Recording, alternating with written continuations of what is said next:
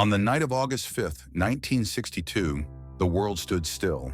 News crackled across radios and blared from televisions. Marilyn Monroe was dead. She was just 36 years old, at the peak of her fame, yet found lifeless in her Los Angeles home. Within hours, the story became front-page news around the globe. Millions of fans who only yesterday had seen her dazzling smile in posters and films were suddenly confronted with the most shocking headline of Hollywood's golden age. But behind the headlines, behind the whispers of suicide and the rumors of darker conspiracies, lay a far more haunting truth. Marilyn Monroe had been paying a price long before her death. Fame had given her everything: beauty, glamour, and fortune. But it had also taken everything away: her privacy, her peace, and finally, her life. She was not simply a movie star. She was a symbol, a woman molded into a fantasy by the studio system, adored by millions, yet abandoned when she needed saving most. Tonight, we pull back the curtain. We look past the glitter and the flashbulbs to uncover the real cost of Marilyn's stardom. Because while the world remembers her as the blonde bombshell who lit up the screen, few truly understand the suffering she endured when the camera stopped rolling. And that's where our story begins. Before Marilyn Monroe became the most photographed woman on Earth, she was simply Norma Jeane Mortensen, a little girl with no one to call home. Born in Los Angeles in 1926, Norma Jeane never knew her father. Her mother, Gladys, struggled with severe mental illness, slipping in and out of psychiatric hospitals. From her earliest memories, Norma Jeane's life was defined by instability, shuffled between foster families, orphanages, and temporary guardians. These years were not just lonely, they were formative. She once recalled standing at a window in an orphanage, watching other children leave with their parents, while she remained behind. That longing for love, for belonging, became the central wound of her life. Yet even as a child, she discovered a weapon against the pain: performance. Norma Jeane's beauty drew attention, but her smile was more than charm. It was armor. When she laughed, when she glowed, the world seemed to notice. And for a brief moment, she felt less invisible. At 16, desperate to escape the foster system, she married her first husband, James Doherty. It was not a love story, but a way out. When he went off to war, Norma Jeane found herself working in a munitions factory. And it was there, among the machinery and grease, that destiny intervened. A military photographer spotted her and snapped a picture. The image of the radiant young worker traveled fast. Soon, modeling agencies were calling. Within months, the girl who once had no home became the face on magazine covers. She dyed her hair blonde, took a new name, Marilyn Monroe, and stepped onto Hollywood's doorstep. But with every transformation came a quiet loss. Norma Jeane, the vulnerable girl longing for stability, was fading. In her place, Marilyn Monroe, the fantasy, was being born. It was the beginning of a double life, one she would never fully reconcile. Because behind the studio lights, that abandoned little girl still whispered in her ear, "Will they love me? Will they leave me too?" By the late 1940s, Hollywood was brimming with hopefuls.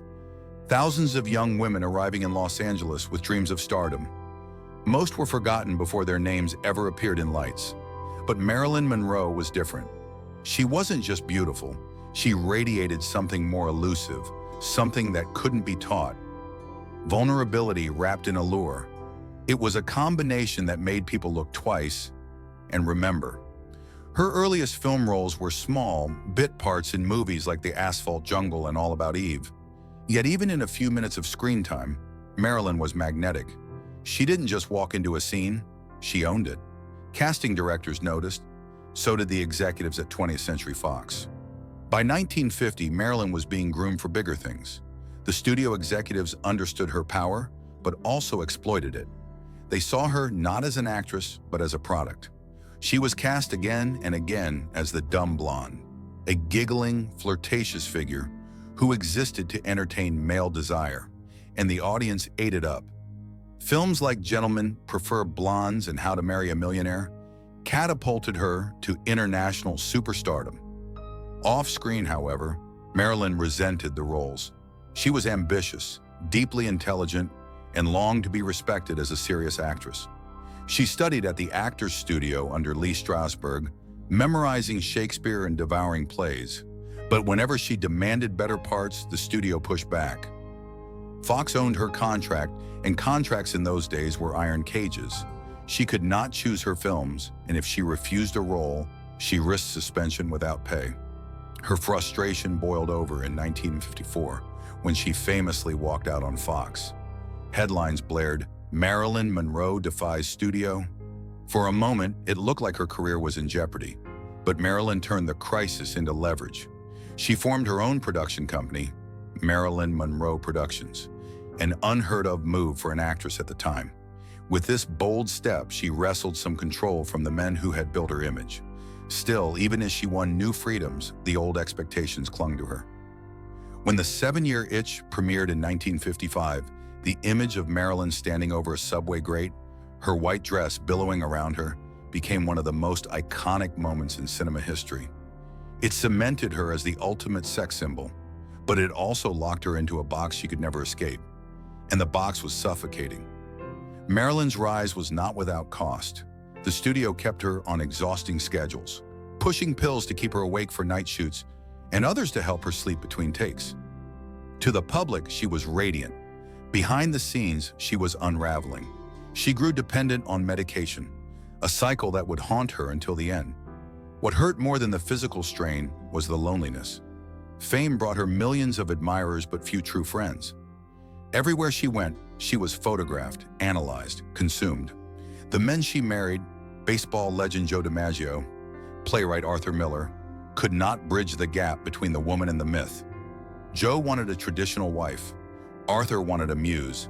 Neither could handle the weight of the world that adored her, but never understood her. Even at her highest point, Marilyn felt she was performing a role, not just on screen, but in life. To strangers, she was the embodiment of glamour. To herself, she was still Norma Jeane, the little girl from the orphanage, desperate for love. By the end of the 1950s, cracks were showing. While she won a Golden Globe for Some Like It Hot, widely considered one of the greatest comedies ever made, her erratic behavior on set was becoming impossible to hide. She arrived late, forgot lines, and sometimes failed to show up at all. The press painted her as unprofessional, but behind the headlines was a woman fighting battles no one wanted to acknowledge. Battles with her health, her mental state, and her addiction. The irony was cruel. At the very moment she had achieved everything she had ever dreamed of, Marilyn Monroe was slipping further away from the one thing she had always longed for: peace. And as the cameras kept rolling, the world never saw the toll it was taking. Because the higher Marilyn climbed, the more dangerous the fall became. If Marilyn Monroe's career was a spectacle for the world to admire, her private life was a battlefield no one could truly see. The glittering premieres, the red carpets, the flashing cameras, they told only half the story. Behind the closed doors of her mansions and hotel suites, Marilyn was crumbling. Her first marriage to Joe DiMaggio, the baseball legend adored by America, seemed like a fairy tale. The press called them the ultimate golden couple, the Yankee Clipper and Hollywood's brightest star. But DiMaggio was a traditional man. He wanted a quiet wife at home, not a woman whose image was splashed across billboards in a blowing white dress. His jealousy grew violent. One infamous fight broke out after the filming of the 7-Year Itch subway scene, when hundreds of onlookers cheered Marilyn's skirt flying in the air. For Joe, it was humiliation. For Marilyn, it was the final straw. After only 9 months, she filed for divorce, citing mental cruelty. Arthur Miller, the Pulitzer Prize-winning playwright, seemed like salvation. Marilyn longed to be seen as more than a sex symbol, and Miller appeared to recognize her intellect, her yearning for artistry. Their marriage in 1956 was billed as the union of beauty and brains, the actress and the intellectual. But Miller, too, grew disillusioned. He wrote in his diary that he was embarrassed by her in public, that her neediness drained him. When Marilyn discovered his words, her heart shattered. The man she believed understood her most had turned her into another disappointment. These broken relationships deepened her fear of abandonment. A wound carved in childhood, now reopened with every betrayal.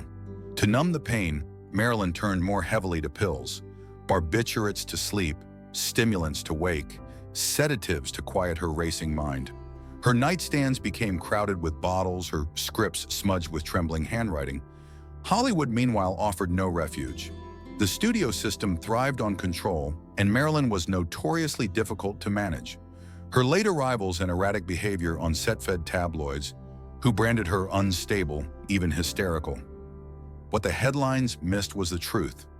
Marilyn was trapped in a cycle of dependence created by the very industry profiting from her. Doctors hired by the studios prescribed her the pills. Publicists covered for her breakdowns. As long as she kept selling tickets, the machine rolled on. Even her friendships were fragile. The Strasbergs, who coached her at the Actors Studio, became her surrogate family, but they could not fill the void left by a childhood without roots. Colleagues adored her on screen, but found her unpredictable off it. And as she climbed into the circles of power, mingling with John F. Kennedy and later his brother Robert, her life blurred into dangerous territory where politics, sex, and secrecy collided. By the early 1960s, Marilyn's once unstoppable momentum was faltering.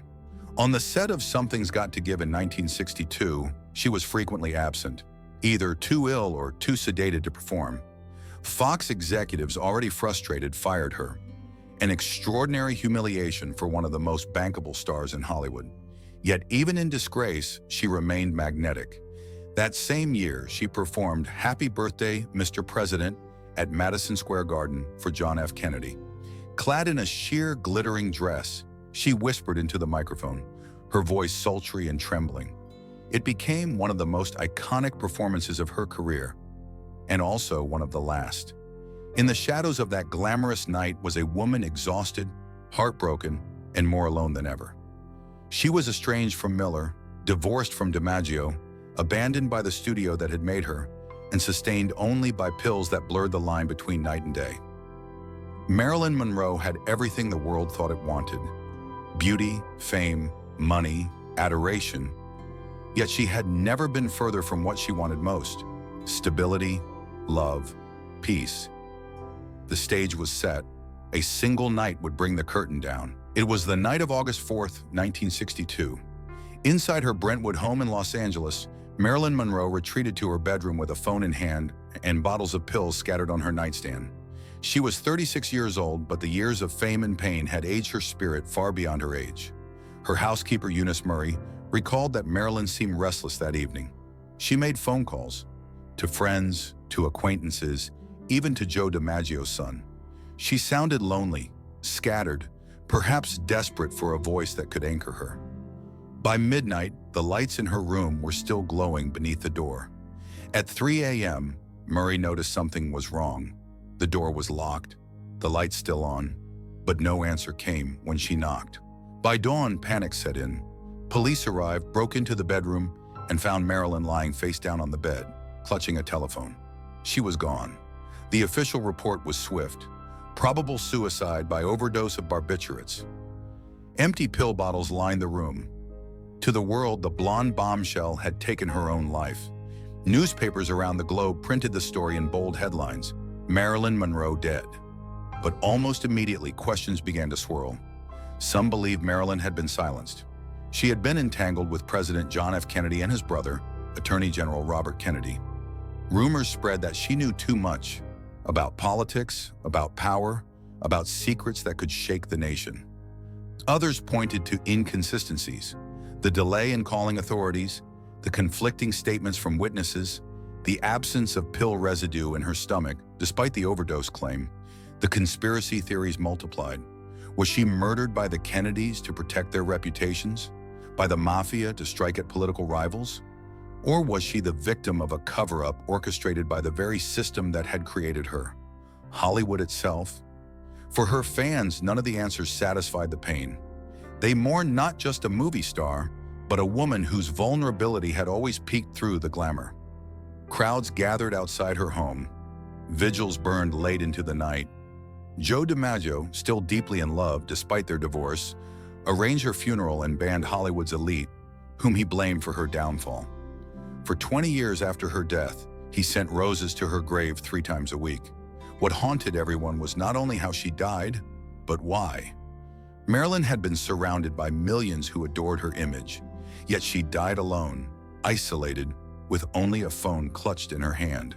The telephone, a desperate connection to a world that had consumed her but never saved her. In death, Marilyn became larger than life. She was no longer simply an actress or a sex symbol. She was a myth, a cautionary tale. Her death marked the end of an era in Hollywood, but also exposed the cracks beneath the glittering studio system. It revealed how a woman could be adored worldwide, yet left defenseless against the machinery of fame. 60 years later, her story remains unresolved. Was it suicide? Was it murder? Or was it something in between? A slow erasure of self under the relentless demands of stardom. What is undeniable is this: Marilyn Monroe did not simply die on that night in 1962. She had been dying in pieces all along. Every time the studios controlled her body, every time her marriages crumbled under the weight of her fame, every time she reached for pills to silence the ache of abandonment. The night of August 4th was only the final chapter. Marilyn Monroe's body was laid to rest at Westwood Village Memorial Park in Los Angeles, but her presence never faded. In fact, in death she became more powerful than she had ever been in life. Her films still play, her photographs still sell, and her face, immortalized in Andy Warhol's pop art, remains one of the most recognizable in the world. Yet the deeper truth of her legacy lies not in the glamour, but in the warning. Marilyn's story revealed how Hollywood builds its icons and how it breaks them. She was molded into the perfect fantasy, blonde, radiant, endlessly desirable. But the real woman behind the fantasy was suffocated, her humanity sacrificed to maintain the illusion. For many, she remains the eternal symbol of beauty, but for others, she has become the symbol of what fame can destroy. Actresses after her, from Judy Garland to Princess Diana to modern-day stars, have walked the same tightrope between adoration and annihilation. Marilyn was simply the one who paid the price first and most visibly. What makes her story so enduring is its contradiction. She was both powerful and powerless, adored and abandoned, everywhere and utterly alone. To this day, the question of her death lingers. But perhaps the more important question is what her life tells us. What does it mean when the world demands perfection, but punishes vulnerability? Marilyn once said, "Hollywood's a place where they'll pay you $1,000 for a kiss and 50 cents for your soul." She knew the cost, she lived it, and at just 36 years old, she paid it in full. Today, fans still leave roses at her grave, still whisper her name, still watch her smile flicker on the screen as if she never left. But beneath the legend is the cautionary truth. Icons may shine brighter than anyone else, but their light often burns out far too soon. And so, Marilyn Monroe's story ends where it began. A little girl searching for love, who became a woman the whole world adored, yet could not save. The cameras stopped rolling, the curtain fell, the audience still applauds. But the woman behind the image, she is gone. And that is the ultimate price of fame.